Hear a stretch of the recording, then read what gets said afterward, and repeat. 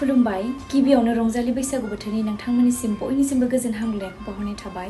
फैबाय थानाय बैसाग दाननि 15 अक्ट' खालि एबा एप्रिलनि 28 खालाराव चिरां डिस्ट्रिक्टनि सिङाव थानाय हालगिरि आब्ला खुंगुर क्लाब आरो लाइब्रेरिनि बानजायनायाव खुंगा 26थि रंजालि बैसागु फोरबो फालिथाय खुंनो थांगासिनो आरो बेवहायनो आंबो नोंथांमोनजों लोगोसे रंजाफानो थांगासिनो। बेनिखायनो बै सानखालि नोंथांमोनखौ बयखौबो फैगोन होननानै रंजाफैगोन होननानै मिजिंथिनाय थाबाय। गोजोन्थों। खुलुमबाय गिबियावनो रंजालि बैसागु बोथोरनि नोंथांमोननिसिम बयनिसिमबो गोजोन हामलायनायखौ बावहरनाय थाबाय।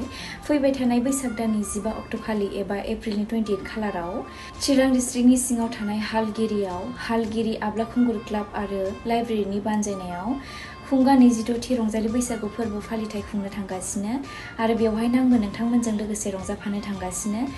बेनिखायनो बै सानखालि नोंथांमोनखौ बयखौबो फैगोन होननानै रंजाफैगोन होननानै मिजिंथिनाय थाबाय। गोजोन्थों।